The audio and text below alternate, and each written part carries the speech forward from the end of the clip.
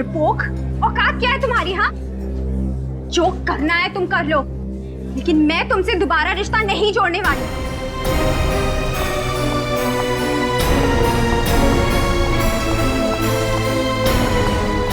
चलो ताशा, घर चलते।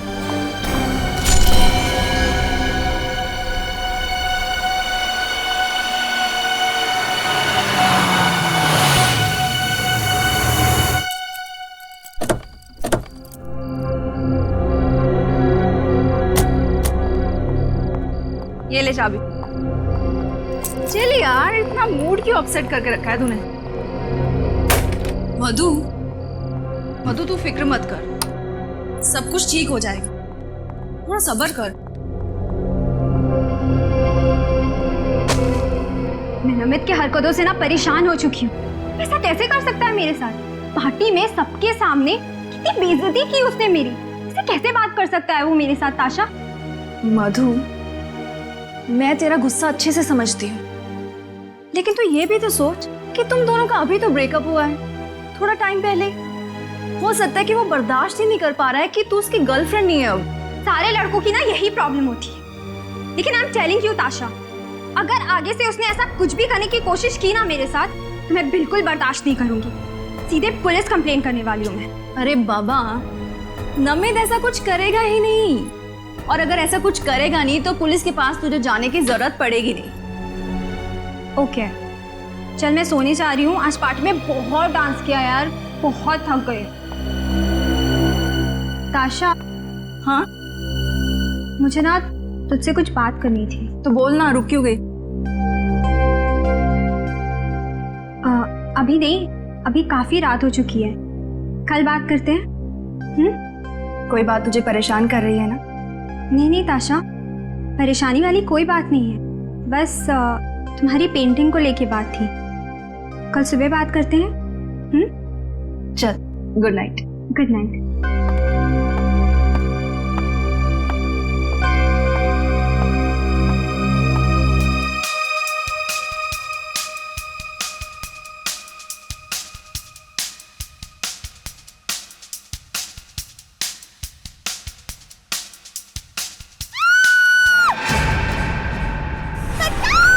मुझे मत मारो,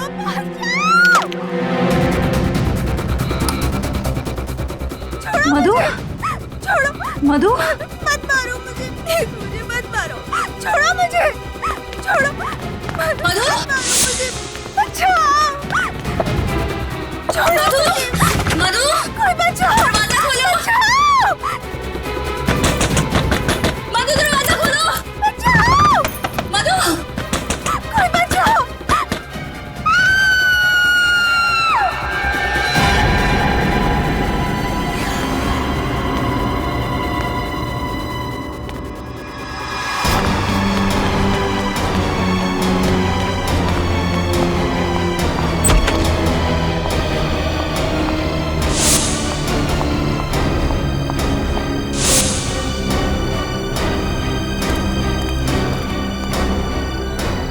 भाई साहब,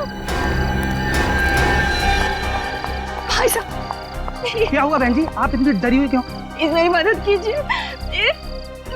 मेरे घर में कोई घुसा है। कौन है? क्या हुआ? मुझे नहीं पता, मुझे बिल्कुल नहीं पता, लेकिन उसने मेरी सहेली को मार दिया। क्या? खून? प्लीज कुछ कीजिए प्लीज। हमें सीआईडी को फोन करना हुआ, वही ठीक रहेगा। Hello CID. कमरा ऊपर है, सब चौकन्ने रहना।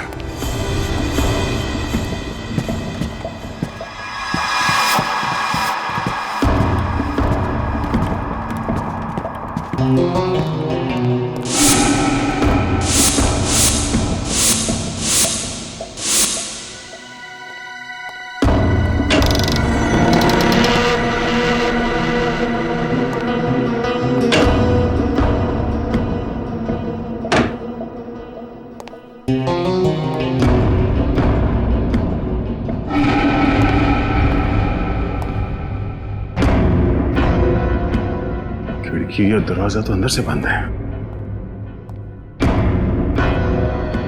सर, यहाँ पे तो कोई दिख नहीं रहा। नहीं है सर अंदर कोई। कमरा साफ सुथरा है, कोई तोड़फोड़ या हाथापाई के निशान भी नहीं है। ताशा को अंदर बुलाओ। ताशा, हमें बताओ एग्जैक्टली यहाँ पे हुआ क्या था?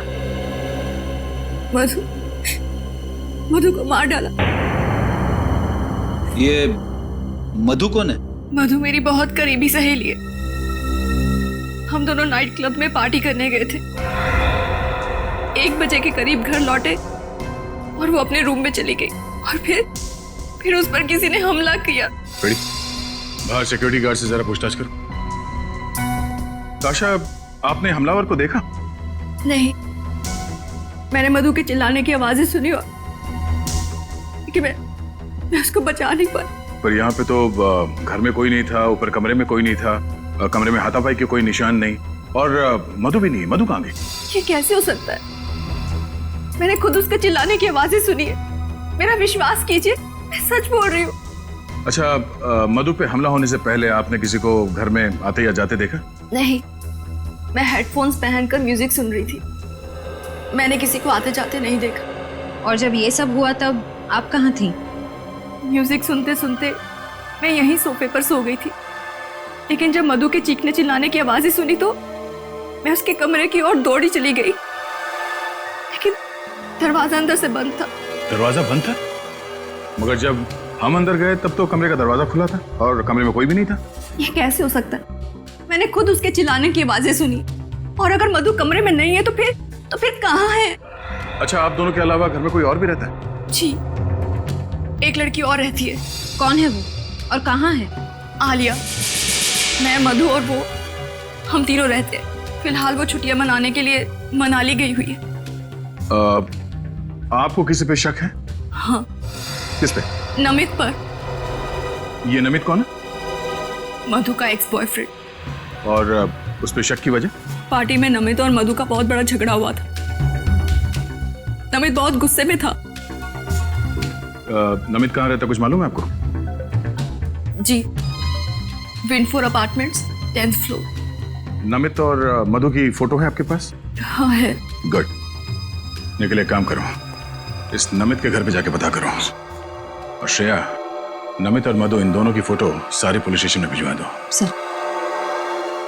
मधु की जान खतरे में है, उसे किसी भी हाल में बचाना होगा। सर, ये नमित तो बड़ा ही चालाक है सर। सर, पहले इसने मधु को किडनैप किया और अब हमारे आने की भनक लगते ही भाग रहा है। पूर्वी बच के जाएगा कहाँ ही? एक बार हमारे हाथ लग जाए, इसकी बारात निकालते हैं। सर, वो तो केआर रोड की तरफ मुड़ गया। क्या? कितनी दूरी पे?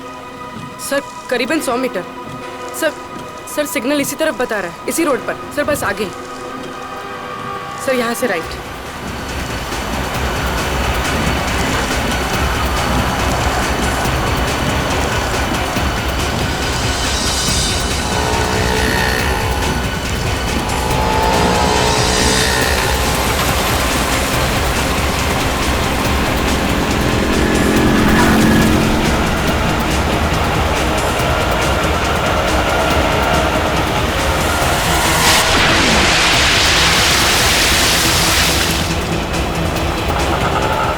सर, नमित इसी रिक्शा में।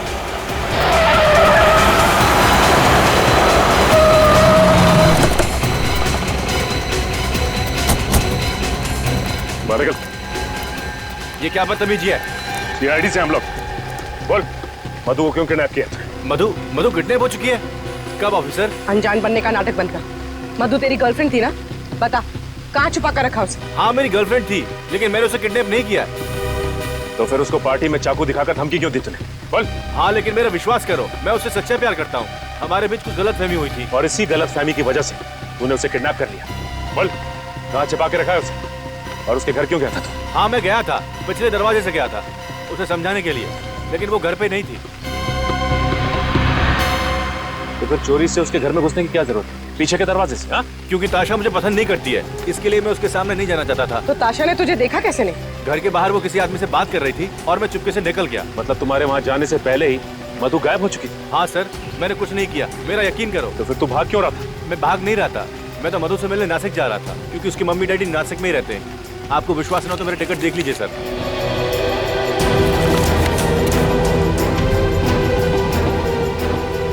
आखिरी बार कब बात हुई थी मधु से? पार्टी के बाद करीब 12:30 बजे। आप चाहो तो मेरा फोन चेक कर सकते हो। क्या बात हुई थी तुम्हारी? बात नहीं हो पाई थी। फोन ताशा ने उठाया था और उसने कहा मधु सो रही है। ये बात मुझे अजीब लगी, इसमें अजीब लगने वाली क्या बात है? क्योंकि मधु अपनी गाड़ी किसी को चलाने देती नहीं है। देखो, जब तक ये केस सॉल्व नहीं हो जाता तुम ये शहर छोड़कर नहीं जाओगे, समझे?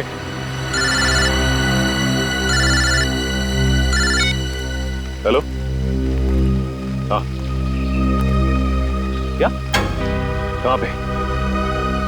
ठीक है, हम लोग अभी पहुंचते हैं।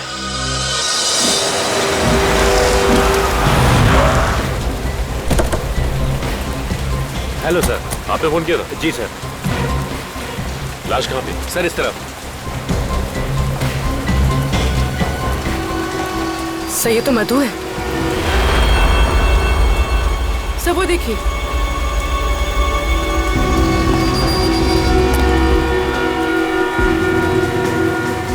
सर ये चाकू, सर इतना सारा खून बहा है और यहाँ पर ये चाकू मिला है। इसका मतलब इस लड़की को यहीं मारा गया है। हो सकता है बुल्ले।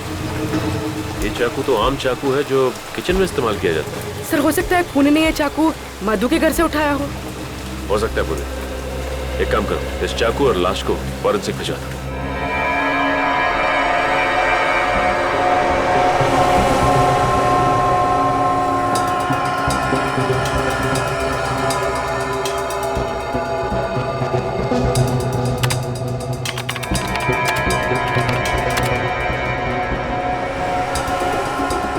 ओ, तो ये बात है।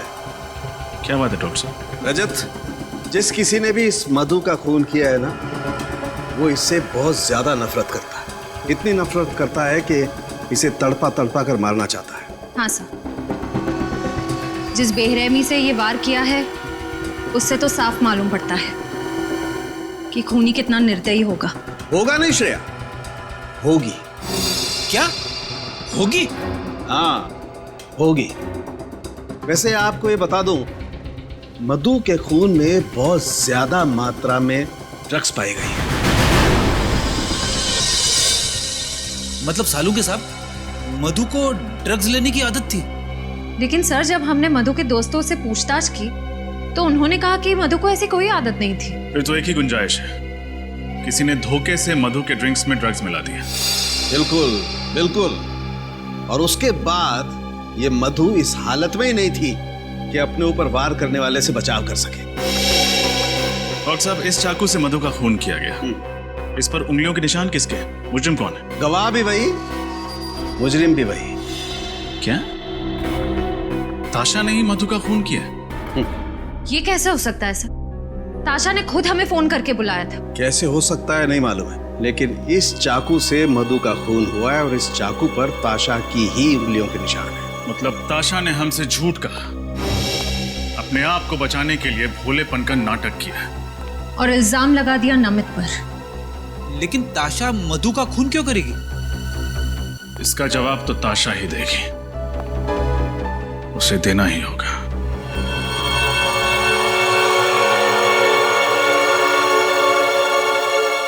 ये सब क्या हो गया है? मधु को तो सब पसंद करते थे ना। सुदेश जी, मुझे नमित पर बहुत शक हो रहा है। इतना घिनौना काम उसके अलावा और कोई कर ही नहीं सकता है। देखो, मधु के कातिल को पकड़ना सीआईडी की जिम्मेदारी है। तुम अपनी जिम्मेदारी पे ध्यान दो ना। आर्ट एग्जीबिशन को कामयाब करना तुम्हारी जिम्मेदारी है, उस पे कंसंट्रेट करो, समझी? अरे आप लोग यहाँ, कुछ पता चला क्या? हाँ, थोड़ा बहुत पता चला है, बाकी आपसे जानना है। आपकी तारीफ? जी, ये मेरे आर्ट टीचर हैं, मिस्टर सुदेश। मुझे पेंटिंग सिखाते हैं। क्या नमित पकड़ा गया? क्या उसने मान लिया कि मधु का खून उसने किया है? अब तो नाटक बंद कीजिए ताशा। हमें पता चल गया है कि मधु को आपने मारा है। खूनी नमित नहीं, आप हैं। वैसे मानना पड़ेगा, हमें गुमराह करने का प्लान अच्छा बनाया था आपने। खुद खून किया और खुद फोन करके हमें बुला लिया ताकि किसी को आप पे शक ना हो। ये झूठा इल्जाम है। भला ताशा मधु का खून क्यों करेगी? और मधु से ताशा की दुश्मनी क्या है? दुश्मनी की वजह तो ताशा ही बताएंगी। अब चुप रहने से कोई फायदा नहीं है ताशा जी। बताइए, क्यों मारा आपने अपनी सहेली को? मुझे यकीन नहीं हो रहा है, आप लोग मुझ पर शक कर रहे हैं। ठोस सबूत है हमारे पास। निखिल सर, ये वही चाकू है जिससे मधु जी का खून हुआ है। इस पर आपकी, ताशा जी आपकी उंगलियों के निशान है। ये कैसे हो सकता है? मैं क्यों मारूंगी मधु को? आपको हमारे साथ सीआईडी ब्यूरो चलना पड़ेगा। बताओ ताशा, क्यों मारा तुमने मधु को? मैं कितनी बार कह चुकी हूँ आपसे, मैंने मधु को नहीं मारा है। मैं सच कह रही हूँ। ठीक है, अभी पता चल जाएगा तुम सच बोल रही हो या झूठ। श्रेया, चलिए। ये सब क्या है? ये आप लोग क्या कर रहे हैं मेरे साथ? आपका सच कितना सच है ये पता लगा रहे हैं। बैठिए।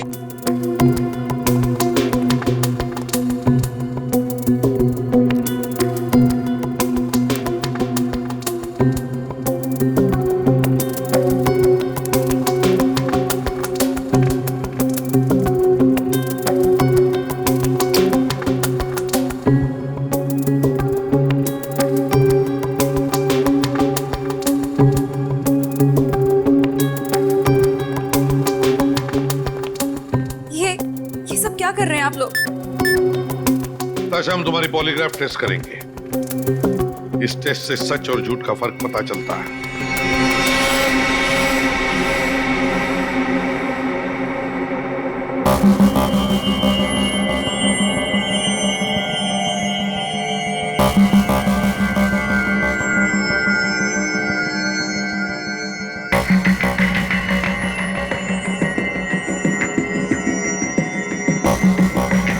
बताओ ताशा, क्यों मारा तुमने मधु को?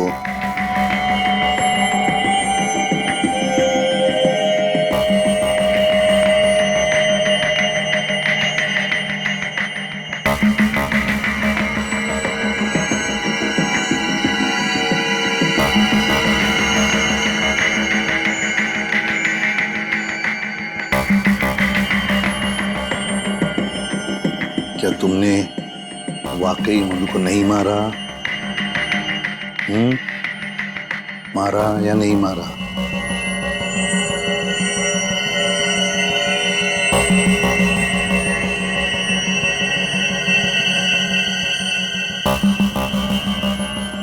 बताओ ताशा, क्या तुमने मधु का खून किया? नहीं, मैंने मधु को नहीं मारा।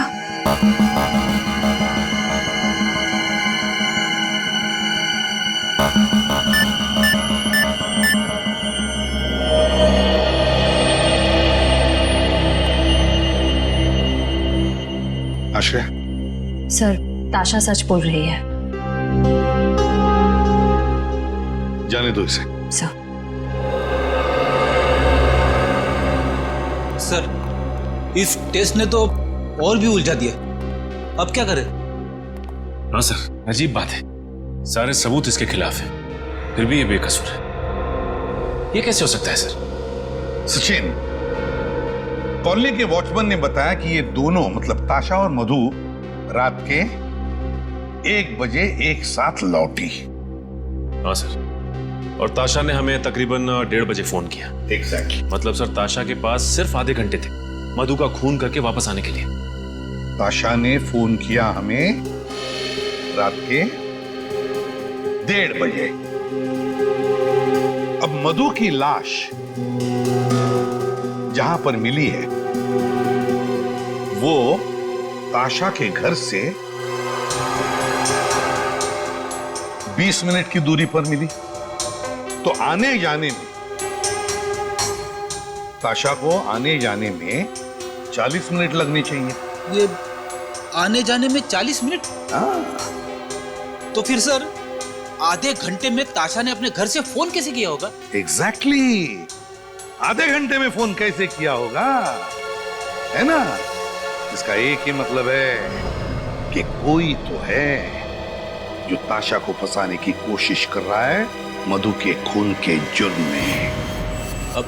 सर अब आपको ऐसा क्यों लग रहा है? जरा सोचो फ्रेडी, सोचो। साळुंखे को मधु के खून में से ड्रग्स मिले, तो हो सकता है कि उस पार्टी में मधु के ड्रिंक में किसी ने ड्रग्स डाले। सर ये मुमकिन है, क्योंकि जिस रात मधु का खून हुआ उस रात ताशा और मधु दोनों पब से पार्टी करके लौट रहे थे। बस तो फिर सचिन, उस पब में जाकर पता लगाओ उस पार्टी में कौन कौन आया था और क्या क्या हुआ था।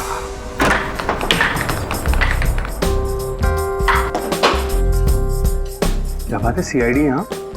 कहीं कोई परमिशन का पंगा तो नहीं है? एक्सक्यूज मी, क्या हुआ था मिस्टर मैनेजर?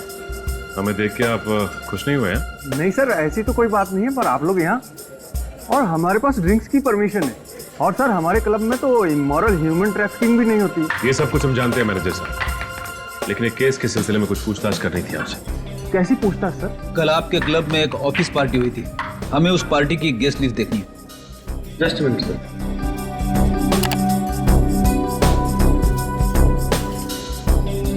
ये लीजिए सर, ये उस पार्टी गेस्ट लिस्ट।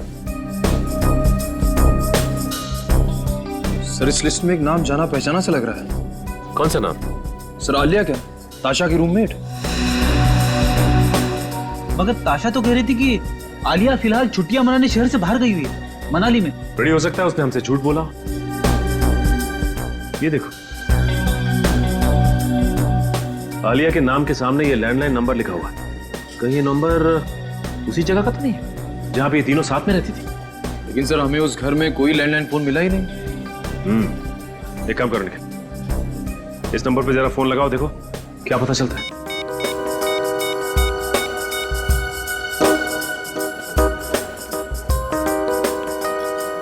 सर ये नंबर सेवा में नहीं है।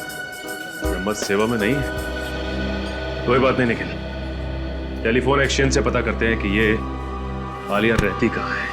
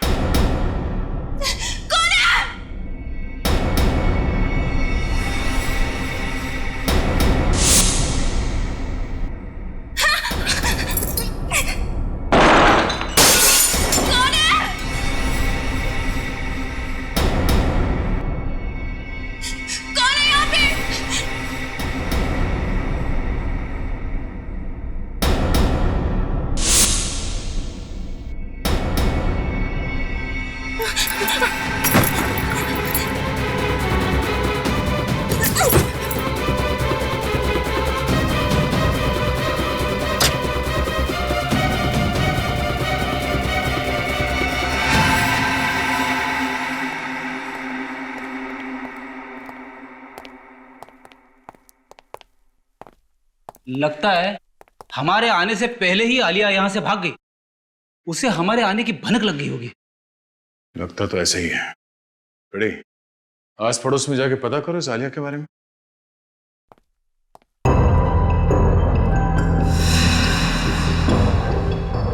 आलिया, आलिया, सारे पेंटिंग्स आलिया ने बनाए?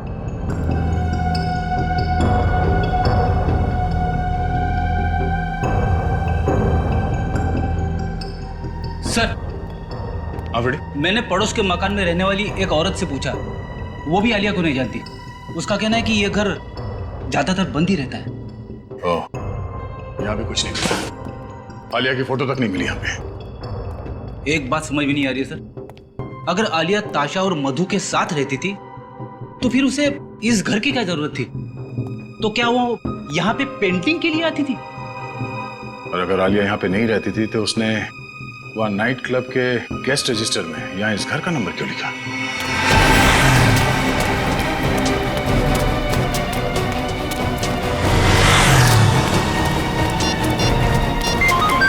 ताशा का फोन? हाँ ताशा, मुझे बहुत डर लग रहा है, कोई मुझे मार देगा। देखिए आप डरिए मत, आप जहाँ पर हैं वहीं रुकिए, हम अभी पहुँच रहे हैं। हाँ ठीक है।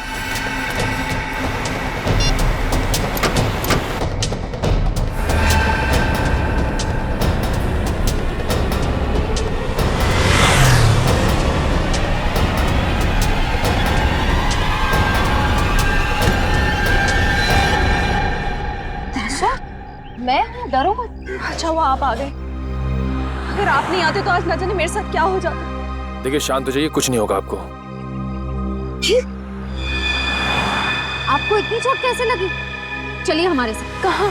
हॉस्पिटल। और कहाँ? चलो। लेकिन अगर खूनी मुझे मारने के लिए वहाँ पे आ गया तो? घबराइए मत, कुछ नहीं होगा आपको। हॉस्पिटल में आपकी सुरक्षा का पूरा इंतजाम किया जाएगा। आइए चलिए, आइए। ड्रेसिंग का सामान लेके आओ। हेलो डॉक्टर साहब, ताशा की तबीयत कैसी है अब? इनकी हालत बहुत खराब थी, इसलिए पहले मैंने इनको नींद का इंजेक्शन दे दिया है। अब इनके घाव पर ड्रेसिंग करनी बाकी। मैं देख सकता हूँ? श्योर। Thank you. सचिन, या तो ताशा ने अपने आप को किसी चीज से मारा है या फिर कोई और वजह है, जैसे ये कहीं गिर गई या ताशा गिरी या फिर ताशा को गिराया गया। अच्छी तरीके से तलाशी लो घर की।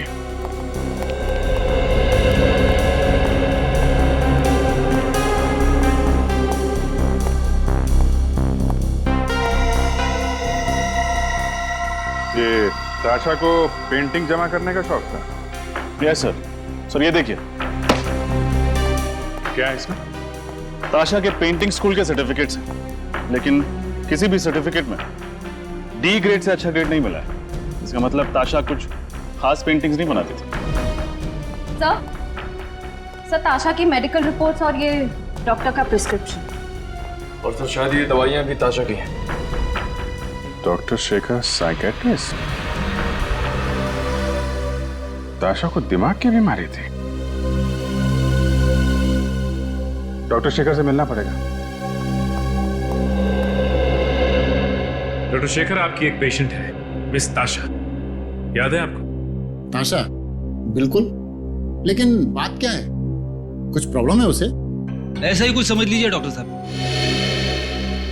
वैसे डॉक्टर साहब, ताशा को बीमारी क्या है? Split personality disorder. एक ही इंसान में दो रूप। पिछले 1 साल से मैं उसका इलाज कर रहा हूँ और बीच में उसकी हालत काफी अच्छी होने लगी थी, लेकिन क्या डॉक्टर साहब? पिछले 3 महीनों से उसका मानसिक संतुलन कुछ ज्यादा ही बिगड़ता जा रहा है। उसे फिर से दौरे पड़ने लगे हैं और वो अपने आप को आलिया समझने लगी है। क्या? आलिया? जी हाँ, ताशा का काल्पनिक रूप। क्या मतलब आलिया नाम की कोई लड़की है ही नहीं? ये ताशा की कल्पना है? जी हाँ। डॉक्टर साहब, आप कह रहे थे कि पिछले 3 महीनों से ताशा की हालत और भी खराब होती जा रही है, क्यों? यही तो मुझे भी समझ में नहीं आ रहा है, क्यों? क्योंकि ताशा पिछले 3 महीनों से वही दवाइयाँ खा रही है जो पिछले 1 साल से खाती आ रही है। तब तो डॉक्टर साहब, यह भी मुमकिन है कि आप गलत दवाइयाँ देकर ताशा की बीमारी का फायदा उठा रहे हैं। भला मैं अपने पेशेंट के साथ ऐसा क्यों करूंगा? मैं डॉक्टर हूँ, कोई क्रिमिनल नहीं। डॉक्टर साहब, अगर आपकी दवाई खाकर ताशा की तबीयत खराब हुई है तो आपकी तबीयत खराब होने में भी ज्यादा वक्त नहीं लगेगा।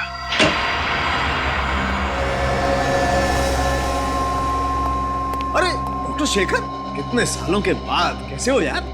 बहुत परेशान हूँ। क्यों, क्या हुआ? एसीपी को लगता है कि मैंने ही गलत दवाइयाँ ताशा को दी है। हमारे पास सबूत है सर। सबूत? हाँ सबूत, फ्रेडी।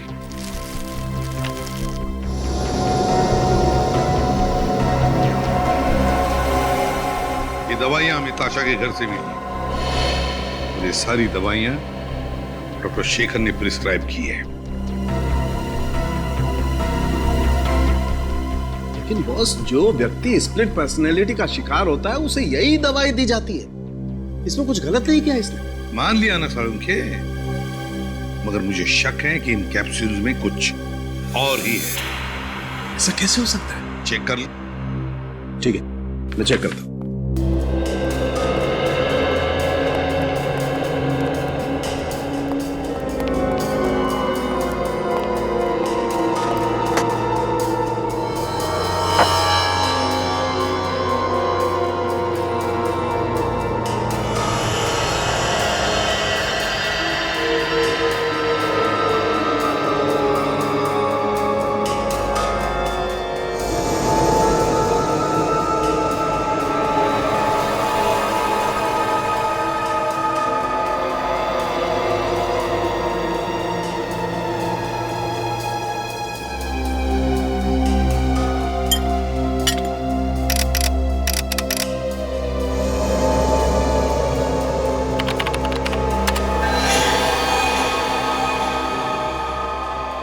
माय गॉड, ये तो हैवानियत है।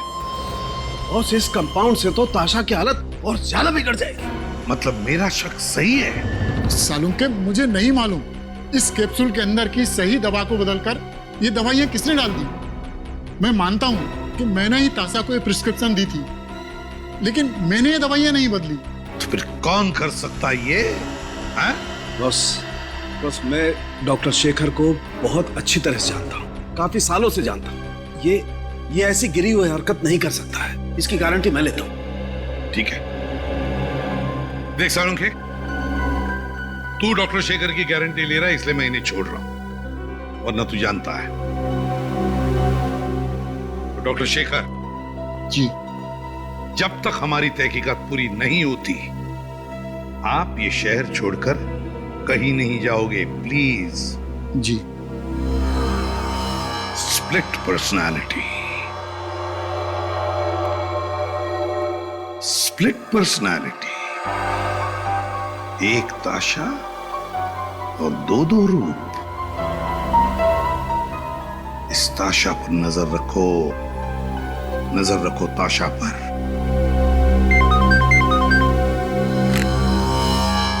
एसीपी प्रद्युमन, क्या?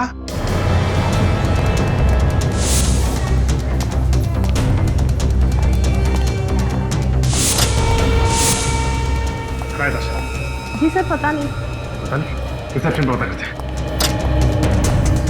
डॉक्टर साहब, ताशा कहाँ है? वो अचानक से कहीं चली गई, इसीलिए मैंने आपको फोन किया। अचानक कहाँ गायब हो सकती है? आप में से किसने देखा उसे? सर, मैंने देखा है। ताशा काले रंग के कार में बैठकर चली गई। ठीक है, पार्किंग लॉट से उस गाड़ी वाले का नंबर लेते हैं। शायद ताशा जिस गाड़ी में से भागी, वो गाड़ी कहाँ पर है, कुछ पता चला? नहीं सर, हाईवे पुलिस या चेक पोस्ट से अभी तक कोई खबर नहीं आई। कोई तो है जो ताशा की बीमारी का फायदा उठा रहा है। और सर, ये जो कोई भी है ताशा के बहुत करीब है और उसे अच्छी तरह से जानता है। हाँ, एग्जैक्टली। सर, ताशा जिस गाड़ी में से भागी है उस गाड़ी का पता चल गया सर। वो गाड़ी उसी के नाम पे रजिस्टर है। गाड़ी ताशा के नाम पर ही रजिस्टर है? तो फिर खूनी शायद उसी गाड़ी में ताशा को लेकर गया होगा। वैसे भी सर, खूनी गलत दवाइयां देके ताशा को सम्मोहित कर रहा था, और उसी की बात सुनकर ताशा हॉस्पिटल से भागी भी होगी। मगर कौन हो सकता है ये? कौन कर सकता है ये सब? नहीं, ये सुदेश तो नहीं? सुदेश? हाँ, सुदेश, वही चित्रकार, वो पेंटर जो ताशा और आलिया को पेंटिंग सिखाता था। सर, वही जो ताशा की हमेशा तरफदारी करता रहता। हाँ, वही ताशा के आसपास ही तो रहता था, और वो ताशा की बीमारी के बारे में भी जानता था, और ये भी जानता था कि ताशा अपनी दिमाग की बीमारी के लिए इलाज करवा रही है। सचिन, एक काम करो, उस डॉक्टर को फोन करो जो इलाज करा रहा है। सर,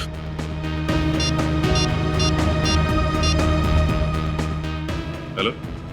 हाँ डॉक्टर शेखर, मैं सीआईडी से इंस्पेक्टर सचिन बोल रहा हूँ। अच्छा, ये बताइए कि ताशा जब आपके यहाँ इलाज के लिए आती थी तो क्या वो अकेली आती थी या साथ में भी कोई आता था? अच्छा, ठीक है, थैंक्स। सर, ताशा के साथ हमेशा सुदेश आता था। सुदेश। हेलो एसीपी प्रद्युमन, पता चल गया कहां पर है गाड़ी? Thank you. ताशा की गाड़ी का पता चल गया। गाड़ी जीबी गेस्ट हाउस पर खड़ी है। GB guest house. तुम क्यों हॉस्पिटल से मुझे यहाँ लेकर आए हो? क्या चाहते हो तुम?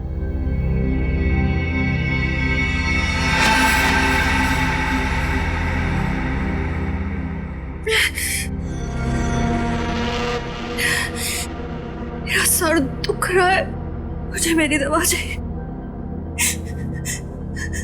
मुझे मेरी दवा।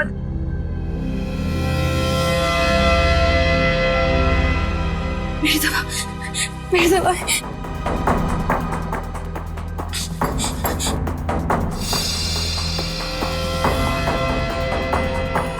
यही दवाई खाती हो ना तुम? लेकिन आज तुम्हें ये गोली नहीं मिलेगी। आज मैं तुम्हें दूसरी गोली दूंगा।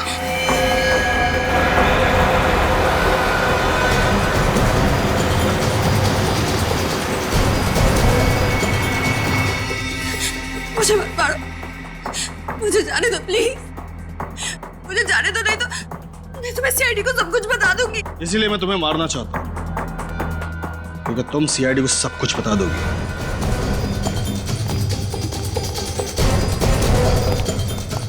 कहाँ है? इस कमरे में से। वैसे तुम मेरे लिए वो सोने का अंडा देने वाली मुर्गी हो जिसे मैं मारना तो नहीं चाहता, लेकिन तुम अब मेरे लिए खतरा बन चुकी हो और मैं खतरे में जीने का आदी नहीं हूं। तो अब जेल में जीने की आदत डाल ली। कहाँ गया? उधर गया सर। पकड़ो उसे। सर ठीक है? Yes sir. हॉस्पिटल लेके जाओ जल्दी।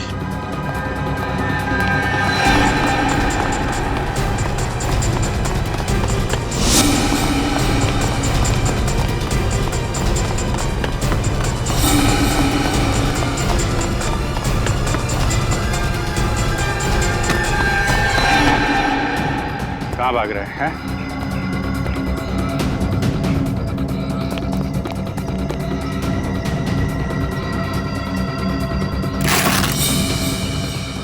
आगे मत बढ़ना, आगे मत बढ़ना वरना सर फोड़ दूंगा। आगे मत बढ़ना।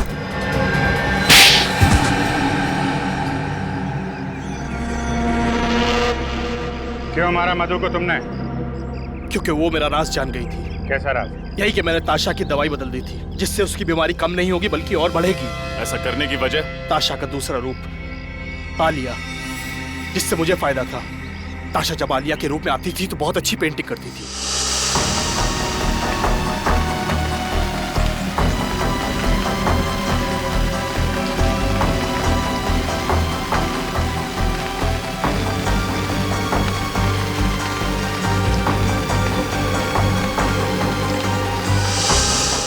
जिसे मैं बेचकर लाखों रुपया कमाता था।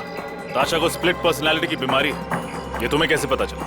एक दिन उसके सर में दर्द उठा और मैं उसे डॉक्टर के पास लेकर गया। तब मुझे उसकी स्प्लिट पर्सनालिटी के बारे में पता चला। लेकिन ताशा को तुम पे शक नहीं हुआ? नहीं, बिल्कुल नहीं। ताशा को मैंने यकीन दिला दिया था कि मधु और आलिया उसके साथ रहती है। बहुत लंबी जीवन रेखा है ना तुम्हारी। काफी लंबा समय गुजारना पड़ेगा तुम्हें जेल की सलाखों के पीछे, अगर फांसी नहीं हुई। हेलो, हाँ स्वाति, रास्ते में ही है, एक आध घंटे में पहुंच जाऊंगा। तुमने खाना खा लिया? अच्छा ठीक है, साथ में डिनर करेंगे। Okay okay bye. रेडियो वाली भी ना, गाने कम और मुफ्त की सलाहें ज्यादा देते हैं।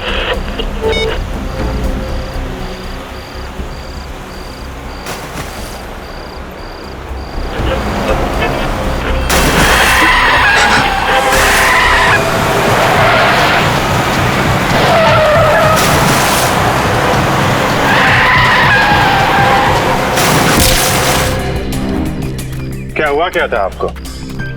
क्या देखा था आपने यहाँ पे? सर मैं रात को जब आ रहा था तो मुझे झपकी लग गई। गाड़ी आपे से बाहर हो गई और इस खेत में आके स्कैर क्रॉ से जा टकराई। मैंने देखा कि ये स्कैर क्रॉ नहीं, लड़की की लाश है। तुरंत ही मैंने सर आपको कॉल कर दिया। आप लोग यहाँ रहते हैं, आप लोगों के खेत है यहाँ पे, और आपको पता नहीं चला किसी ने यहाँ पे लड़की की लाश गाड़ दी है? सर आप ये देखिए सर, पैरों के निशान, शायद खूनी के होंगे। ये देखा, ये दायां पैर, ये निशान कुछ गहरे हैं और बाएं पैर वाले निशान हल्के। मतलब समझे फ्रेडी? बिल्कुल सर, इसका मतलब खूनी दाएं पैर पे जोर देके चल रहा था। करेक्ट। या तो वो दंगड़ा के चल रहा होगा या फिर उसके पैर में चोट लगी होगी।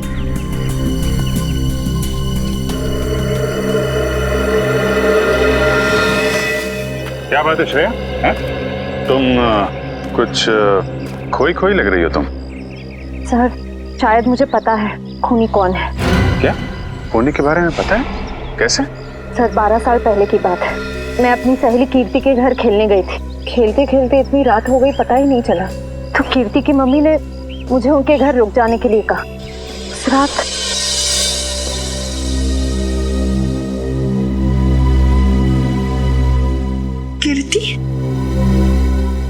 कीर्ति कहाँ चली गई?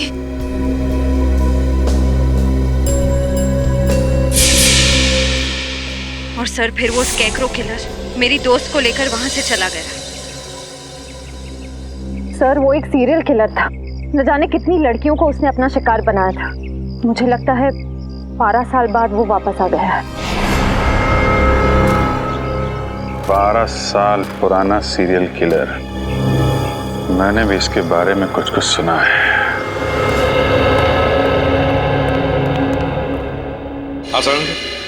अरे बॉस, आप लोग कब आए? सालूं के साहब, आप काम में इतने बिजी थे तो। हाँ यार, इस लाश से बात कर रहा था मैं। क्या बताया? बहुत कुछ बताया बॉस।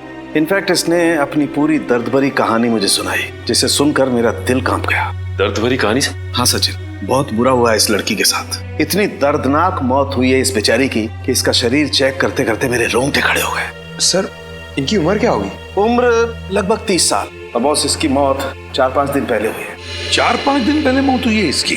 तो तू बता सकता है किस वजह से मौत हुई है?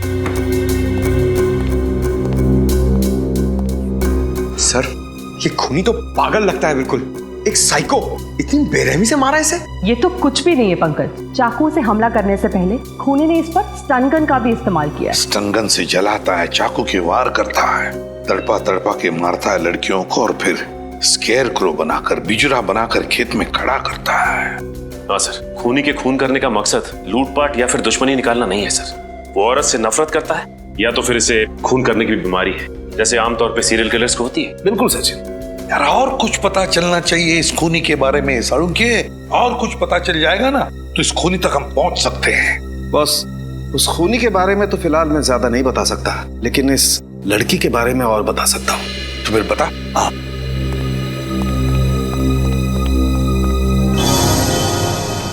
ये देख रहे हो?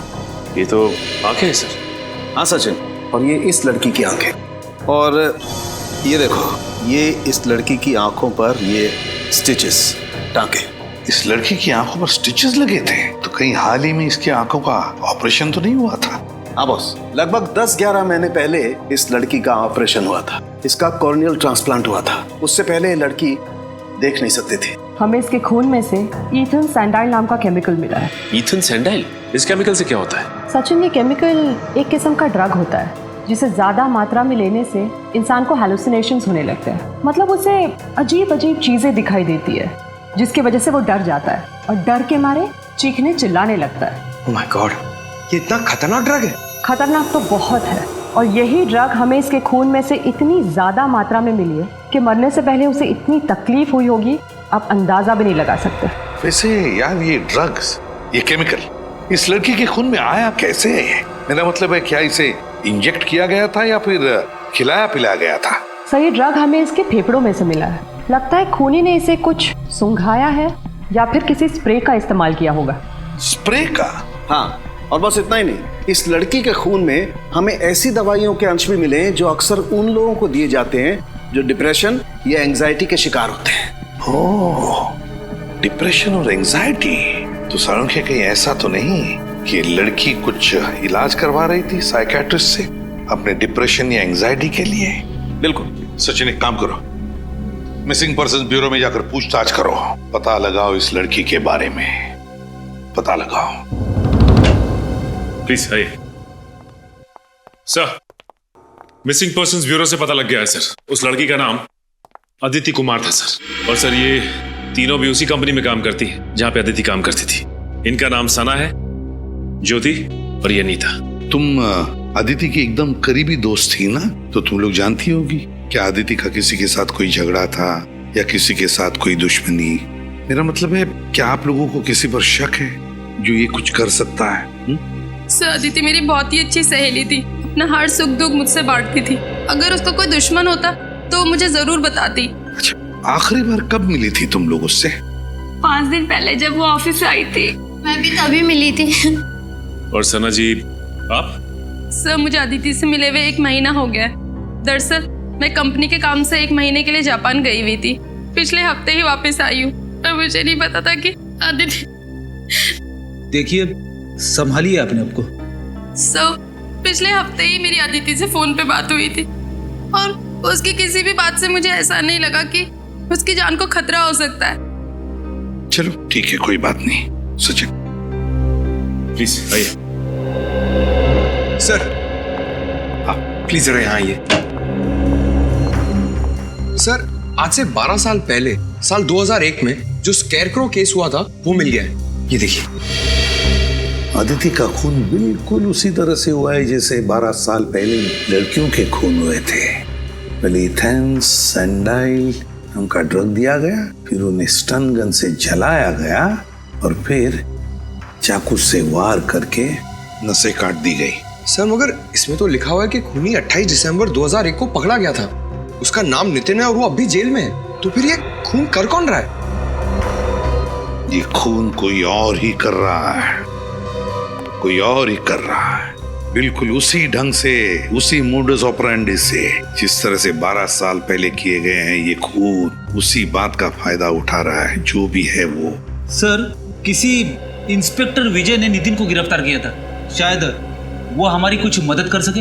हाँ, इस इंस्पेक्टर विजय से मिलेंगे, लेकिन उससे पहले आदिति के घर चलते हैं।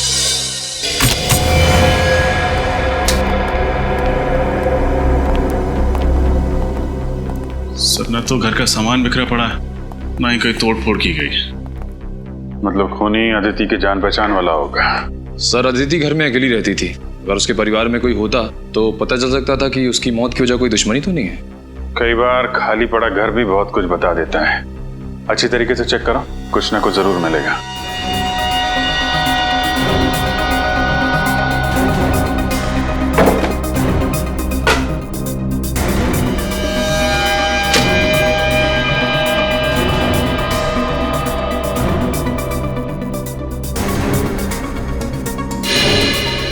सर आ रहे, ये देखिए, लगता है मौत से ठीक पहले अदिति कॉफी बना रही थी अपने लिए और अपने उस खूनी मेहमान के लिए।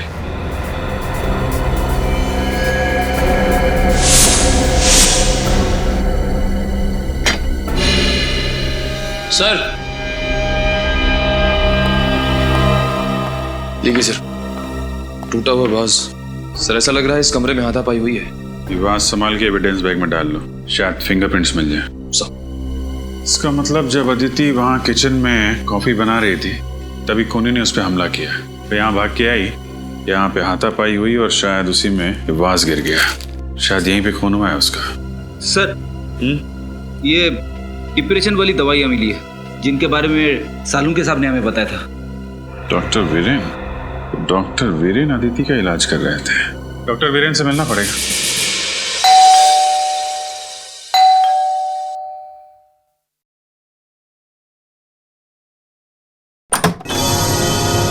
जी कहिए। मैं सीआईडी से इंस्पेक्टर सचिन हूं, विजय जी से मिलना है। ओ आइए ना, प्लीज प्लीज। पापा, पापा। क्या बात है बेटा समीर? पापा सीआईडी से इंस्पेक्टर सचिन आपसे मिलना चाहते हैं। सीआईडी वालों को रिटायर्ड इंस्पेक्टर विजय से क्या काम पड़ गया? सर क्या है कि 12 साल पुराने केस के बारे में आपसे पूछना है। कौन सा केस?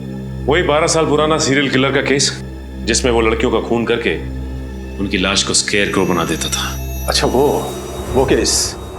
ये 12 साल पुराने केस की ओर अचानक कैसे ध्यान चला गया आप लोगों का? वो क्या है कि 12 साल के बाद ये खूनी फिर से जाग उठा है और इसने एक मासूम लड़की का खून कर दिया है। और जल्द से जल्द अगर इस किलर को नहीं पकड़ा गया तो ना जाने कितनी मासूम लड़कियों की जानें जा सकती है। हाँ, मैं समझ सकता हूँ। बहुत ही खतरनाक खूनी है वो। पिछले 12 सालों में तकरीबन 15 लड़कियों को मारा है उसने, और उनमें से एक तो मेरे बेटे समीर की मंगेतर खुशबू भी थी। तक नहीं भूल पाया मैं उसे। सुन के बहुत दुख हुआ। वैसे मैंने आपकी केस फाइल पढ़ी है, उसमें लिखा है कि आपने खूनी को पकड़ लिया है। नितिन नाम है ना उसका? हाँ, नितिन नाम था उसका। असल में एक क्राइम साइट पे हमें खून का जो सैंपल मिला था उसका डीएनए नितिन से मैच हुआ था, जिसके बलबूते पर हमने नितिन को गिरफ्तार किया था।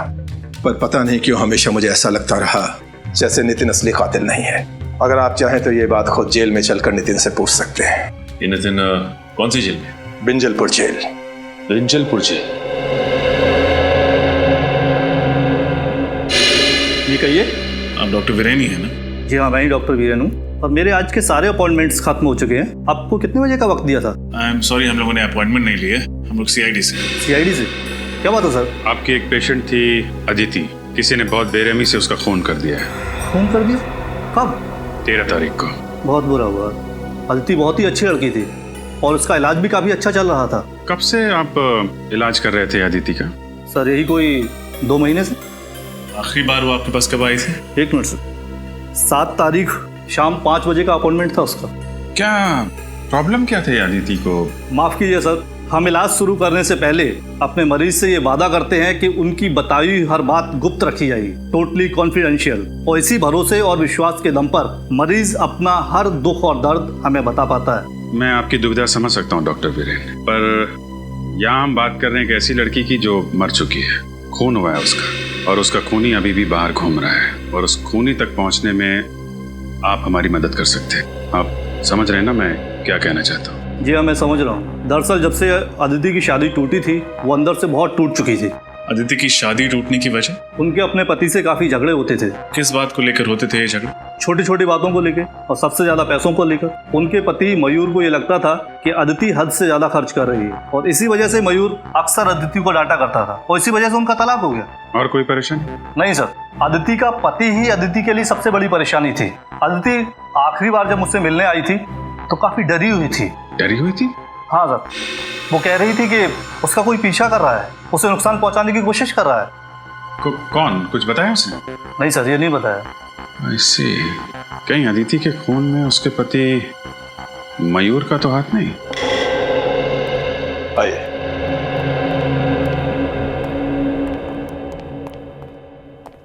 अरे विजय सर, आप? बड़ी खुशी हुई आपको यहाँ देखकर। कहो कैसे कट रहे रिटायरमेंट के बाद की जिंदगी? मत पूछो दोस्त, बहुत याद आते हैं ड्यूटी के दिन। खैर छोड़ो इन बातों को, इनसे मिलो। ये है इंस्पेक्टर सचिन, सीआईडी से हैं। Hello sir. एक केस के सिलसिले में हमसे कुछ पूछने आए थे, इसीलिए हम लोग यहाँ आए। किस केस के बारे में आप जानना चाहते हैं? उस सीरियल किलर के बारे में जो लड़कियों का खून करके उनकी लाश का स्केयर बना देता था। ये 12 साल पुराना केस, कुछ याद आया आपको? उसे मैं कैसे भूल सकता हूँ सर। आप नितिन के बारे में बात कर रहे हैं ना? जी। माफ कीजिएगा सर, उसकी तो पिछले महीने मौत हो गई। क्या?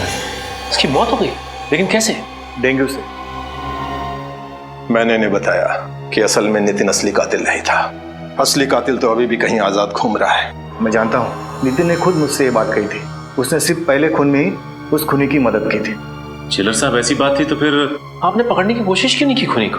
बहुत कोशिश की थी, मगर कोई सुराग ही हाथ नहीं लगा था। लेकिन खूनी के बारे में नितिन तो जानता था, आप लोग उससे पूछ सकते थे। कई बार पूछा था सर, मगर वो उस खूनी से बहुत डरता था कि उसका नाम लेने से कांपता था। कमाल है, जेल में रहने के बावजूद आखिर ऐसी क्या वजह हो सकती है कि वो सीरियल किलर का नाम लेने से भी कांपता था? शायद उसे ये चिंता थी कहीं वो खूनी उसके बेटे रवि को भी कोई नुकसान न पहुंचा दे। नितिन का बेटा रवि? ये रवि रहता कहाँ है? मयूर, हम अदिति के बारे में कुछ पूछना चाहते हैं। अदिति मेरी पत्नी है। पत्नी है नहीं, पत्नी थी। तलाक दे दिया था ना तुमने उसे? जी हाँ, मैंने तलाक दे दिया था उसे। तो फिर खून क्यों किया? खून? अदिति का खून हो गया? हाँ, और हमें शक है कि उसका खून तुमने किया। ये बात सच है कि अदिति मेरी पत्नी थी। जब तलाक देकर हर मसले का हल निकल चुका था तो मैं उसका खून क्यों करूंगा? क्योंकि डिवोर्स के बाद अदिति ने हर्जाने के रूप में तुमसे 25 लाख रुपए मांगे थे, और वैसे भी तुम्हें अपनी पत्नी हमेशा से बहुत खर्चीली लगती थी। ये बात सच है कि अदिति जरूरत से ज्यादा खर्चा करती थी, लेकिन इसका मतलब ये नहीं कि इतनी छोटी सी बात के लिए कोई पति अपनी पत्नी का खून कर दे। छोटी सी बात?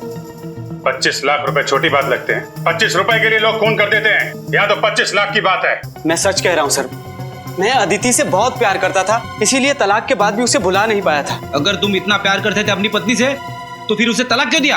क्योंकि उसने कभी मुझे प्यार किया ही नहीं था। उसने शादी तो कर ली थी मुझसे, लेकिन शादी के बाद भी अदिति अपने अतीत में ही जी रही थी। और धीरे धीरे मेरा शक यकीन में बदल गया कि शादी से पहले उसका किसी के साथ अफेयर था। और सच बात तो यह है सर कि वो उसे भुला ही नहीं पाई थी। शादी के पहले का प्रेमी कौन है वो?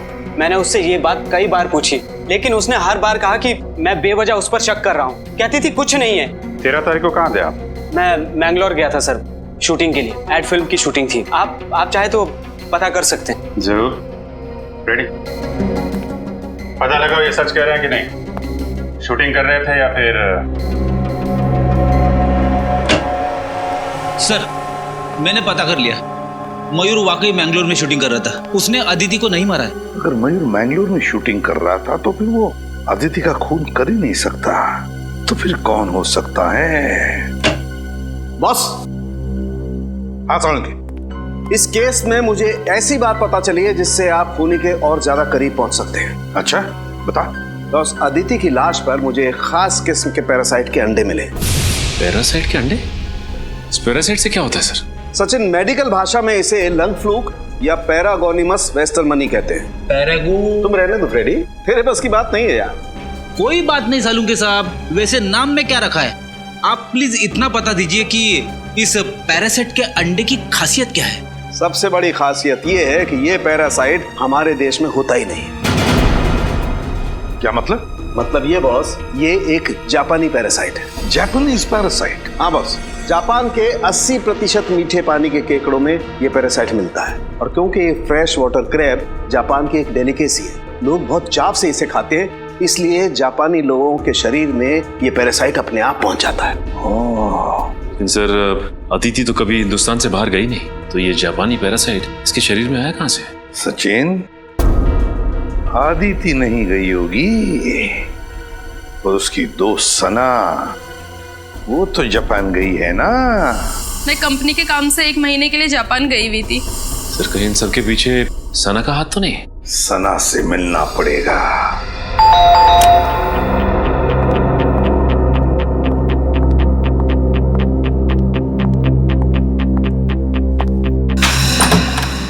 अरे आप लोग यहाँ? बस आपका घर देखने चले आए सना। घर देखने चले आए?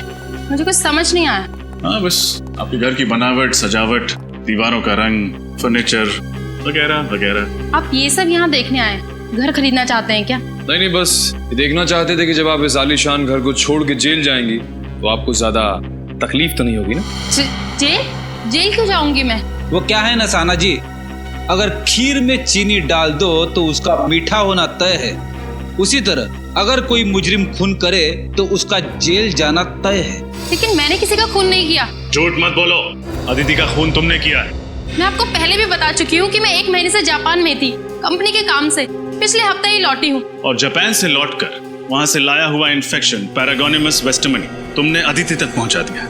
आप मेरी जासूसी भी कर रहे हैं? सिर्फ अपनी ड्यूटी कर रहे हैं। एक सीआईडी ऑफिसर की पहली ड्यूटी कुछ भी करके मुजरिम तक पहुँचना।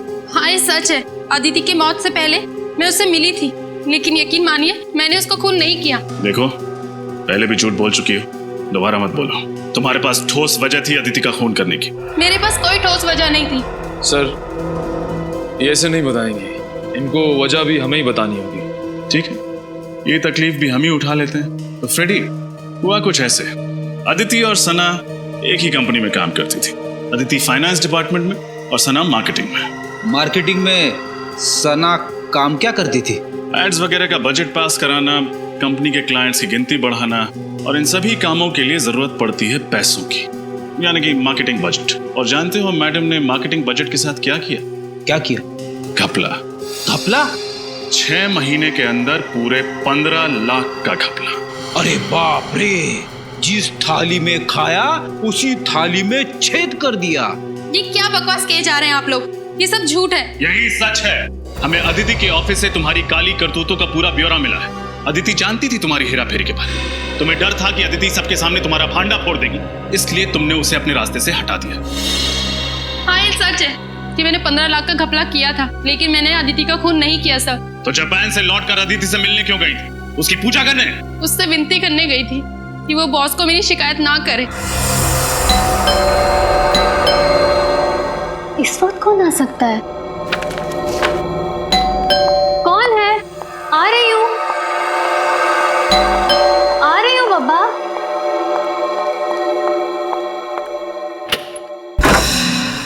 सना, तुम यहाँ क्या कर रही हो इस वक्त? अदिति मेरी बात तो सुनो। क्या सुनूं? अदिति प्लीज किसी से कुछ मत कहना, नहीं तो मेरी सालों की मेहनत और मेरा करियर बर्बाद हो जाएगा और कोई कंपनी भी मुझे नौकरी नहीं देगी। प्लीज अदिति। ये सब तो तुम्हें अपने ईमान का सौदा करने से पहले सोचना चाहिए था। ये ईमान और सच्चाई की बातें ना सिर्फ किताबों में अच्छी लगती हैं अदिति। अगर इस दौर में कुछ मायने रखता है तो वो है पैसा। मैं तो कहती हूँ इस काम में तुम भी मेरा साथ दो। कितने गिर सकती हो तुम? मैंने कभी सोचा नहीं था। मैं अभी बॉस को फोन करती हूँ। ऐसा मत करो अदिति, प्लीज मेरी बात। ये क्या किया तुमने? माफ करना दीदी, मुझे लगता है मुझे चलना चाहिए, लेकिन प्लीज मेरी बात पे गौर करना और बॉस को कुछ मत बताना।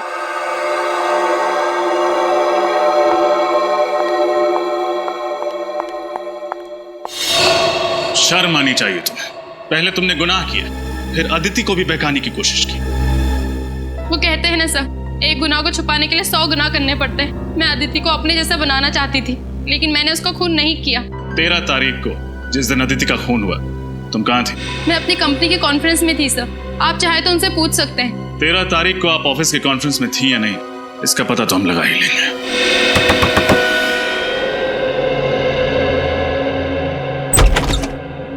जी कहिए, किससे मिलना है आपको? हमें रवि से मिलना। जी हाँ, मैं ही रवि हूँ। आप लोग? हम लोग सीआईडी से। सीआईडी? अंदर आ सकते हैं? जी आइए। आप लोगों की यहाँ आने की वजह जान सकता हूँ? हम लोग तुम्हारे पिता नितिन के बारे में कुछ सवाल पूछना चाहते हैं। पापा के बारे में? क्या जानना चाहते हैं पापा के बारे में? एक निर्दोष आदमी को इतने साल जेल में रखने के बाद जी नहीं भरा आप लोगों का? तो चले आए मेरे जख्मों पे नमक छिड़कने। देखो रवि, हम जानते हैं तुम्हारे पिता खूनी नहीं, लेकिन वो निर्दोष भी नहीं। एक हत्या में एक खूनी का साथ दिया था उन्होंने। पर खूनी का नाम जानते हुए भी उन्होंने खूनी का नाम किसी को नहीं बताया। कैसे बताते? उनको डर था कि वो मुझे और मेरी मम्मी को नुकसान ना पहुंचाते। तुम्हारी मम्मी नहीं दिख रही, कहाँ है? उनका देहांत हो गया 2 साल पहले। तुम्हारे पापा काम क्या करते थे? पापा बीकेसी कॉलेज में केमिस्ट्री पढ़ाते थे। अपने खाली समय में लैब में रहते थे और फॉर्मूलाज में उलझे रहते थे। सर कहीं ऐसा तो नहीं कि वो स्प्रे और ड्रग्स नितिन से ही पहुंचे हो खूनी तक? बिल्कुल हो सकता है सचिन। अच्छा, तुम्हारे पिता का लैब कहाँ पे था? मिलन नगर में। पापा ने वहाँ पर एक कमरा किराए पे लिया था, उसमें लैब बनाई थी, लेकिन पापा के जेल जाने के बाद वो कमरा मकान मालिक ने किसी और को किराए पे दे दिया था। अच्छा रवि, अपने दिमाग पर थोड़ा जोर डालो। 12 साल पुरानी बात याद करो। तुम्हें कोई अजीब सा आदमी याद है, शायद तुम्हारे पिता का दोस्त, जो तुम्हें लगे कि वो खूनी हो सकता है? हाँ, एक काने नाम का आदमी था। काने? हाँ जी, पापा एक बार उसको घर पे लेके आए थे। हाव भाव में वो थोड़ा अजीब सा था। और कुछ याद है तुम्हें? तुमने उसका चेहरा देखा था? दिखने में कैसा था? काफी दिन बीत चुके हैं, मुझे उसका चेहरा ठीक से याद नहीं है। अच्छा, तुम्हारे पिता का कोई पुराना सामान वगैरह है घर पे? शायद उसके जरिए हम खूनी तक पहुंच सकें। ऊपर स्टोर रूम में पापा का सामान पड़ा है, आप देख सकते हैं। चलो दिखा। हाँ जी।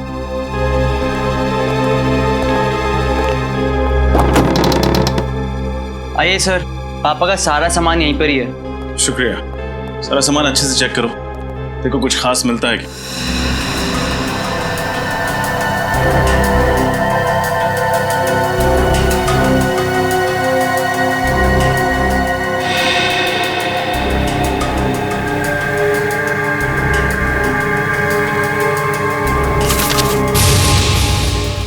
ये देखिए सर, ये खत है किसी काने के नाम पे।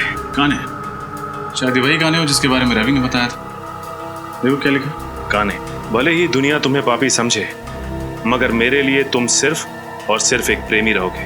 तुम बिन जिंदगी मानो वीरान हो गई है।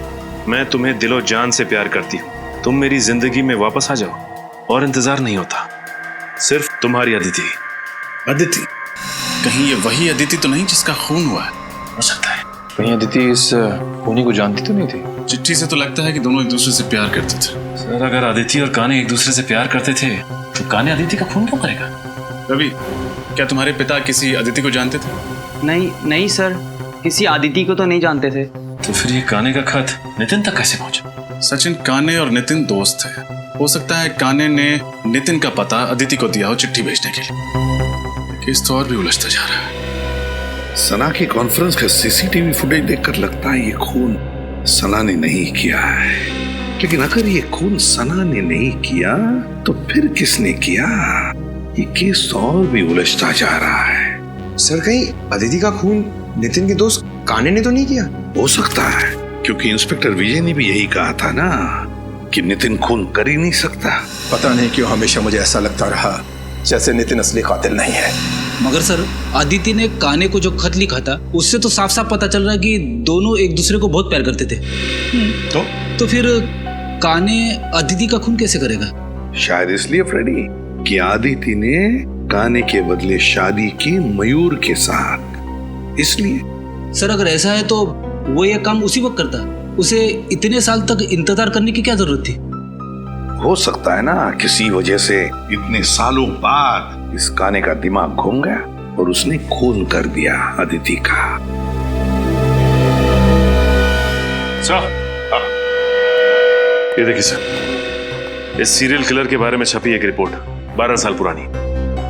17 जून 2001 स्केयर क्रो किलर ने एक और लड़की को अपना शिकार बनाया। मरने वाली लड़की 24 साल की थी, MBA की पढ़ाई कर रही थी। उसका नाम नम्रता था। उसके छोटे भाई वीरेन ने उसे बचाने की नाकामयाब कोशिश की और इस हादसे में वीरेन की टांग बुरी तरह से जख्मी हो गई, मगर बेचारी नम्रता मारी गई। माय गॉड, ये वीरेन है। ये वीरेन तो आदित्य का साइकियाट्रिस्ट डॉक्टर वीरेन है। ये डॉक्टर वीरेन? जी हाँ, मैं डॉक्टर वीरेन हूँ। 12 साल पहले जिस नम्रता का खून हुआ उसका भाई वीरेन, आज का आदित्य का साइकियाट्रिस्ट डॉक्टर वीरेन। तो अब आई बात समझ में। डॉक्टर वीरेन अपनी बहन की मौत का बदला ले रहा है, अपनी बहन के खून का बदला। जब आदिति उसके पास इलाज के लिए आ रही थी तब डॉक्टर वीरेन को पता चला कि आदिति प्यार करती है उस काने से, उस सीरियल किलर से जिसने नम्रता का खून किया था। बदला लेने के लिए उसने आदिति को भी वही दर्दनाक मौत दी जो उसकी बहन नम्रता को काने ने दी थी। डॉक्टर वीरेन। मगर सर, वीरेन तो एक डॉक्टर है, एक साइकियाट्रिस्ट है। ये खून वीरेन ने किया है? हाँ सचिन, आदिति का खून डॉक्टर वीरेन ने ही किया है। उठाओ इस वीरेन को।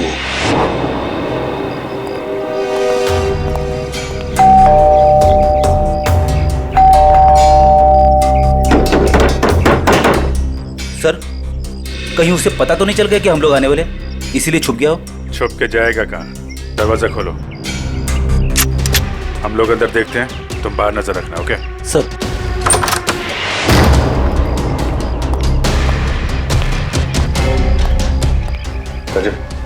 उस तरह।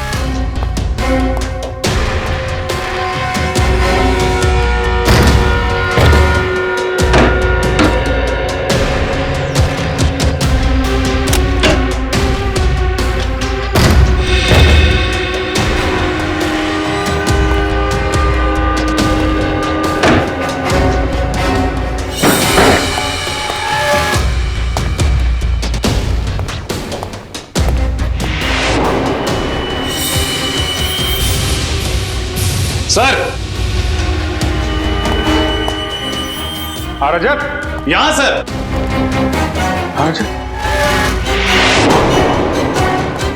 माय गॉड, मैं वापस आ गया। जरूर ये वीरेन नहीं लिखा होगा, हो सकता है सर, और हमें दिखाने के लिए लिखा है।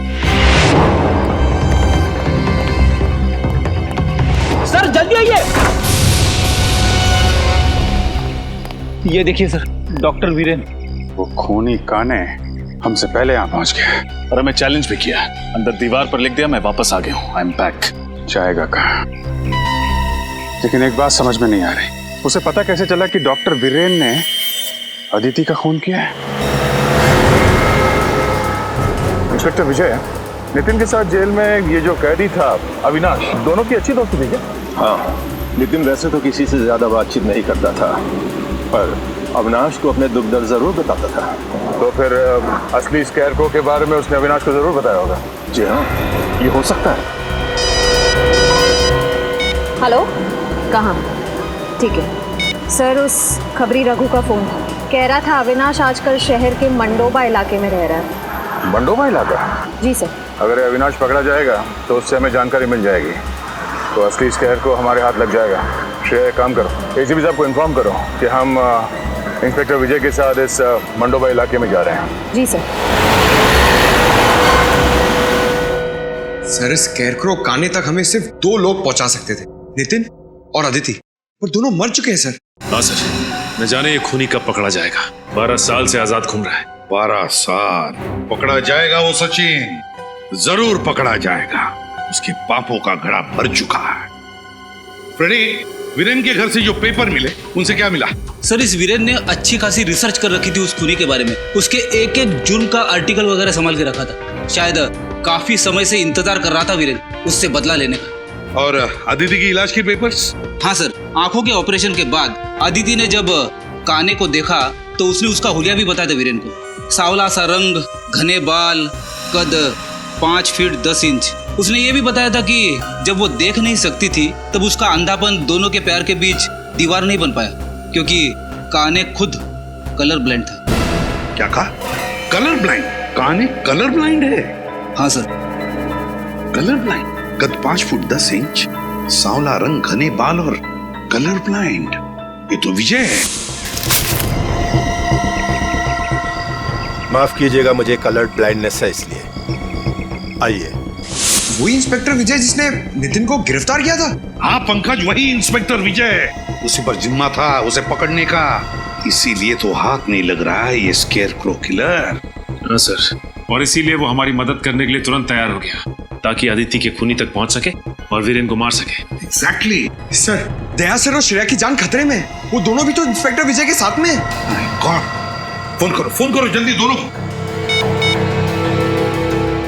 सर, दया सर का फोन नहीं लग रहा है और श्रेया का फोन भी नहीं लग रहा है। कहीं कुछ हुआ तो नहीं? मंडोबा इलाका, लोग वहीं गए हैं ना? मंडोबा इलाका चलते हैं।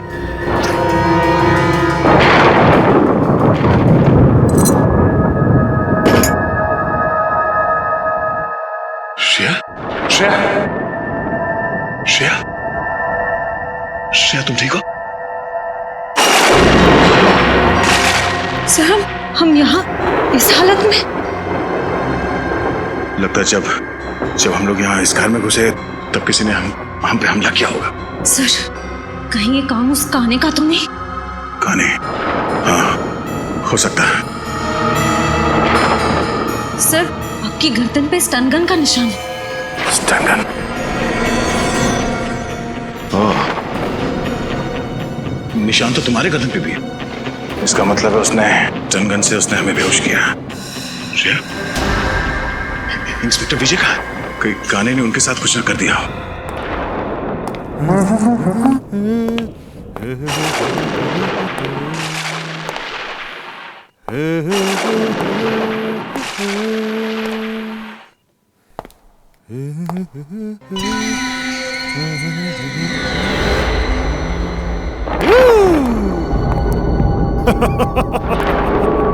आज मैं बहुत खुश हूँ। दो सीआईडी ऑफिसर्स की खातिरदारी करने का मौका मिला है इस नाचीज को। तो कैसे लग रही है मेरी ये मेहमान नवाजी? तूने अभी तक सीआईडी की मेहमान नवाजी नहीं देखी। एक बार मुझसे खातिरदारी करवा ले, फिर अगले कई जन्म तक तो जुर्म करने की सोचेगा भी नहीं। दया दया दया दया दया दया दया, तुम्हारे इसी अदा का तो मैं फैन हूँ दया। मरने से पहले अपना एक ऑटोग्राफ तो जरूर देकर जाना। तुम जैसा मच्छर दया सर को मारेगा, हिम्मत है तो अपना मास्क उतार और अपना असली चेहरा दिखा। वैसे तुम ठीक ही कह रही हो।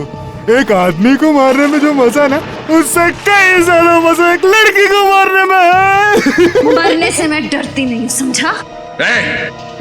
अगर तूने श्रेया को हाथ भी लगाया ना, तो मैं तेरा क्या हाल करूंगा तो सोच भी नहीं सकता। इधर छोड़ से। ए दया, चुप चुप चुप चुप चुप चुप चुप चुप दया चुप। श्रेया और मेरा बहुत पुराना रिश्ता है दया। श्रेया तुम जानती है ना तुम्हारी दोस्त कीर्ति, उसको क्या अंजाम किया था मैंने? सब याद है मुझे। और आज कीर्ति की मौत का हिसाब चुकाना पड़ेगा तुझे। तू नहीं मार सकती मुझे, नहीं मार सकती। मैं मार दूंगा तुझे। उस वक्त तू बच गई थी लेकिन अब नहीं बचेगी। हिम्मत है तो मुझसे बात कर, मुझसे बात कर। यहाँ इधर आ। दया दया, जब मैं अपने जुर्म को अंजाम देता हूँ ना तब मुझे किसी का शोर मचाना चिल्लाना पसंद नहीं है। सॉरी दया, लेकिन मुझे तुम्हें कुछ देर के लिए शांत करना पड़ेगा।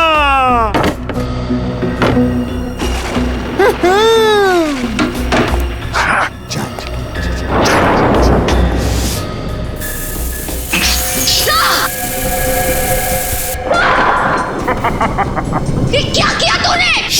घबराओ मत, दया मरेगा नहीं, सिर्फ डरेगा। जो लोग जरूरत से ज्यादा बहादुर बनने की कोशिश करते ना, उनके लिए सिर्फ ये एक ही इलाज है। उनको इतना डराओ कि अपने कायरता के बोझ तले मर जाए। मैं कहाँ हूँ? मैं कहाँ हूँ? सर।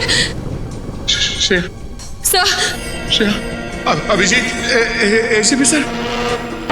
देखा तुमने, डर के मारे एसीपी अभिजीत को याद कर रहा है। ये रही गाड़ी।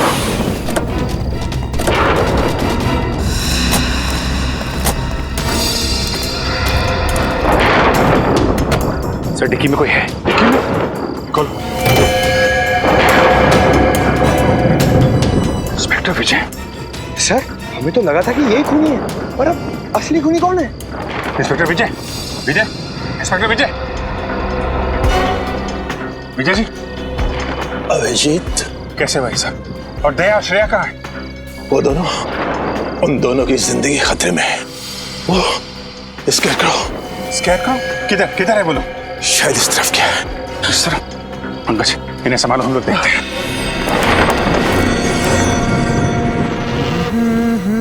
बैंग। श्रेया, मैं आदमी बुरा नहीं हूँ, बस थोड़ा से नरम दिल का हूँ। मुझसे किसी की बुराई देखी नहीं जाती। दया को देख के तुम्हें जो दुख हो रहा है ना, उसके ऊपर भी मेरे पास एक इलाज है। जानती हो क्या, तुम्हें भी उसी हालत में पहुंचा दूंगा जिस हालत में दया को पहुंचा है। बस बहुत हो गया तुम्हारा मौत का तांडव। अब तेरा कानून के इशारों पे नाचने का टाइम आ गया है। कानून? मैं कानून के इशारों पे नहीं नाचता, कानून मेरे इशारों पे नाचता है। देखते पहलवान दोस्त की क्या हालत कर दी है मैंने। ये क्या हो गया तुम्हें? अभिजीत, अगर एक कदम भी आगे बढ़ाया ना तो श्रेया की जान ले लूंगा। नहीं, देखो छोड़ दो उसे। अगर श्रेया का बाल भी बाका हुआ तो तेरा वो हाल होगा कि तो सोच भी नहीं सकता। चुनौती? मुझे चुनौती दे रहे हो? मुझे चुनौती पसंद नहीं है। सॉरी श्रेया, मुझे चुनौती पसंद नहीं है, इसलिए अब तुम्हें जाना होगा। Bye bye. ठीक तो ना? ठीक हो श्रेया? मुखौटा निकालने का टाइम आ गया है। समीर, इंस्पेक्टर विजय का बेटा? अब तक बुला नहीं पाया मैं उसे। तो ये है असली सीरियल किलर, कलर ब्लाइंड काने। मैं ही हूँ वो सीरियल किलर जिसका आज तक आपका कानून कुछ नहीं कर पाया। किसी को भनक तक नहीं लगने दी मैंने कि मैंने ही इतने सारे खून किए, अपने पापा तक को नहीं। अपने पिता के इन्वेस्टिगेशन का फायदा उठाते रहे तुम, क्योंकि तुम्हें पहले से पता चल जाता पुलिस का अगला कदम क्या होगा। हाँ बराबर। ये सब मैं इसीलिए कर रहा था क्योंकि मुझे नफरत थी पापा के पुलिस के नौकरी से। सोते बैठते उठते जागते हर वक्त बस duty duty duty duty duty, बस। उन्होंने कभी भी मेरी माँ को ना ही मुझे वक्त दिया, कभी नहीं। शर्म आनी चाहिए तुम्हें। जिस पिता पे तुम्हें गर्व होना चाहिए उसकी ड्यूटी से तुम्हें परेशानी होती है। अरे तुम क्या जानो देश के लिए कुछ कर गुजरने का नशा क्या होता है? कभी ये सोचा है तुमने कि जब तुम्हारे पिताजी को पता चलेगा कि उनका बेटा खूनी है, उनका सर झुक जाएगा शर्म से? अरे उनकी गर्दन झुकती ना तो झुकने दो, मुझे कोई फर्क नहीं पड़ता। उन्होंने उनका पुलिस होने का फर्ज निभाया ना, लेकिन एक पापा होने का फर्ज कभी नहीं निभाया उन्होंने, कभी नहीं। हाँ, कभी नहीं। तुमने अपनी मंगेतर खुशबू को क्यों मार डाला? क्योंकि मैं आदिति से प्यार करता था। खुशबू से मजबूरन मेरी सगाई हो गई। मैं उससे शादी नहीं करना चाहता था, इसलिए मैंने भी उसका काम तमाम कर दिया। और फिर मैं ऑस्ट्रेलिया चला गया। देश छोड़कर क्यों चले गए थे तुम? इस देश में मेरे लिए रखा ही क्या था? आदित्य की मयूर से शादी हो गई, उसकी सुखी जीवन में मैं आग लगा ले नहीं चाहता था, इसलिए मैं चला गया। लेकिन जब मुझे पता लगा उसका डिवोर्स हो गया ना, तो मैं फिर से आ गया। और 12 साल बाद फिर से उसी खूनी रूप में आ गए, जब तुम्हें पता चला कि वीरेन ने अदिति को मार डाला है। हाँ, मेरी आदिति मर गई, उसका खून हो गया। तुम्हारी अदिति? और जिन लड़कियों को तुमने मारा उनका क्या? वो भी किसी की बहन, बेटी, पत्नी थी। उनके परिवार वालों पे क्या गुजरेगी, कभी सोचा तुमने? नहीं, मुझे किसी के सुख दुख से कोई तकलीफ नहीं थी। मुझे सिर्फ अपनी खुशी चाहिए थी, सिर्फ अपनी, बस, और किसी की नहीं। लेकिन जब मुझे पता चला ना पापा से आप लोग अविनाश से मिलने जा रहे हैं, तब मुझे मेरी आजादी का खतरा महसूस हुआ। इसलिए मैंने पापा को बेहोश कर दिया और अविनाश को भी मार दिया, और उसकी लाश को ऊपर वाले रूम में डाल दिया। मैंने डाल दिया। तुम्हारे जैसे आदमी को समाज में रहने का कोई हक नहीं। तुम्हें तो सिर्फ फांसी होनी चाहिए, फांसी। CID के और भी मजेदार और सस्पेंस से जुड़े एपिसोड्स को देखने के लिए हमारे चैनल को सब्सक्राइब करें और बेल आइकॉन दबाना ना भूलें।